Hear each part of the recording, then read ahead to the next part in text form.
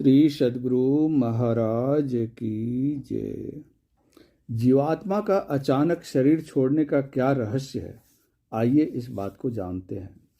जीवात्मा आत्मा पंच भूतों पृथ्वी जल अग्नि वायु आकाश से बने स्थूल शरीर में निवास करती है। जब तक शरीर में प्राण जीवन शक्ति विद्यमान रहते हैं तब तक आत्मा उसमें बनी रहती है, लेकिन जब किसी कारणवश यह शक्ति समाप्त हो जाती है तो जीवात्मा शरीर को छोड़ देती है। कई बार मृत्यु क्रमशः धीरे धीरे होती है तो कई बार यह अचानक हो जाती है। इसके पीछे कई कारण हो सकते हैं जिन्हें हम आध्यात्मिक, कर्म सिद्धांत और वैज्ञानिक दृष्टिकोण से समझ सकते हैं। प्रारब्ध, कर्म और जीवन काल की समाप्ति। हर प्राणी अपने पिछले जन्मों के संचित कर्मों संस्कारों के अनुसार इस संसार में जन्म लेता है और उसका जीवन एक निश्चित अवधि तक चलता है। जब उसके प्रारब्ध कर्म समाप्त हो जाते हैं तब जीवात्मा शरीर छोड़ देती है। यह प्रक्रिया कभी धीरे धीरे होती है तो कभी अचानक। कर्म प्रधान विश्व करी राखा, जो जस करे सो तस फल चाखा। यह संसार कर्म प्रधान है। मनुष्य जो कर्म करता है वैसा ही फल उसे मिलता है।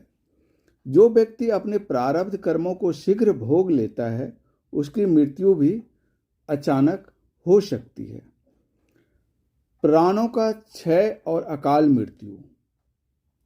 शरीर के अंदर 5 प्रकार की वायु कार्य करती है: प्राण, अपान, व्यान, उदान और समान। यदि इनका संतुलन अचानक बिगड़ जाता है या कोई बड़ा आघात शॉक लगता है तो शरीर तुरंत निष्क्रिय हो सकता है। आयु कर्म तन प्राण के बंधन 3 प्रबल, इनमें से जब घटे कोई तब देह त्यागे बल। शरीर में आयु कर्म और प्राण तीनों का बंधन होता है। इनमें से किसी एक का नाश हो जाए तो जीवात्मा शरीर छोड़ देती है।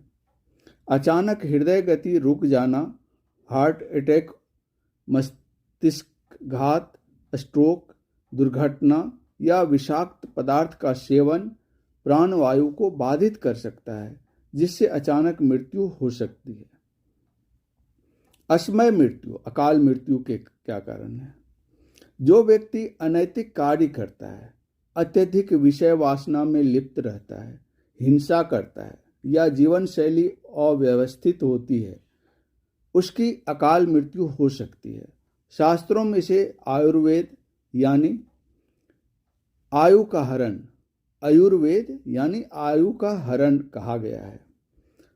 अकाल मृत्यु वह मरे जो काम करे चंडाल, संत चरण जो छाड़ के भटके विषय जंजाल।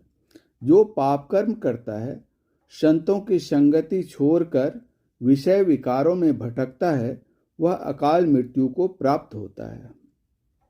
कुछ कारण जो अकाल मृत्यु का कारण बन सकते हैं: अत्यधिक क्रोध, चिंता और तनाव, इससे हृदय पर सीधा प्रभाव पड़ता है। अनियमित खान पान और व्यसन, नशा, शराब, तंबाकू, शरीर की ऊर्जा जल्दी छीन हो जाती है। अत्यधिक हिंसा और पाप कर्म, जीवन की अवधि इससे कम हो सकती है। संचित कर्मों का प्रभाव और मोक्ष की ओर गति।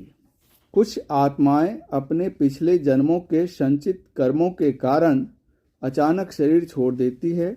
यह अक्सर उनके मोक्ष प्राप्ति के संकेत होते हैं। कई सिद्ध योगी अपनी इच्छा से शरीर छोड़ सकते हैं। जाके मस्तक ब्रह्म ज्योति, सो जाने मरण अपार। सहस्र दल जब खुली गए तब आत्मा होए पार। जिनके मस्तिष्क में ब्रह्म ज्योति का प्रकाश हो जाता है वे मृत्यु के रहस्य को जान लेते हैं और सहजता से मोक्ष प्राप्त कर सकते हैं। योगी जन महायोग साधना द्वारा सहस्रसार चक्र खोलकर शरीर का त्याग कर सकते हैं। जैसे भगवान बुद्ध, गुरु नानक, महर्षि मेही आदि संतों ने स्वेच्छा से देह त्याग किया। मृत्यु के समय ईश्वर स्मरण का महत्व। मृत्यु को सहज और मंगलमय बनाने के लिए संत महात्मा सदा ईश्वर स्मरण करने की सलाह देते हैं। जो व्यक्ति अंतिम समय में भगवान का नाम लेता है वह पुनर्जन्म के चक्र से मुक्त हो सकता है। राम सुमिरन करी सदा, जो दिन अंतिम होए, ले राम नाम चली पड़े, सो भव बंधन खोए। जो व्यक्ति अंतिम समय में प्रभु का नाम लेकर शरीर छोड़ता है वह जन्म मरण के बंधन से मुक्त हो जाता है। अचानक मृत्यु केवल भौतिक या शारीरिक कारणों से नहीं होती, बल्कि यह आत्मा, कर्म और ईश्वरीय विधान से भी जुड़ी होती है। प्रारब्ध कर्म समाप्त होते ही मृत्यु आ जाती है। प्राणवायु के संतुलन में बाधा मृत्यु का कारण बन सकती है।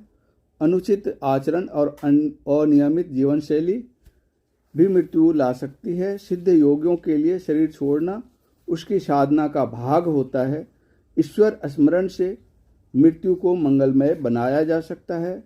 अतः हमें अपने जीवन को संतुलित, संयमित और ईश्वर भक्ति में लगाकर जीना चाहिए, ताकि जब मृत्यु आए तो वह सहज और सुखद हो। जैसे जाएं तैसे रहें, अंत समय जस होय, जीवन में जो भजे राम, अंत समय सुख होय। जैसा जीवन जिएंगे वैसी ही मृत्यु होगी। जो जीवन भर भगवान का भजन करता है उसकी मृत्यु सुखमय होती है। श्री सद्गुरु महाराज की जय।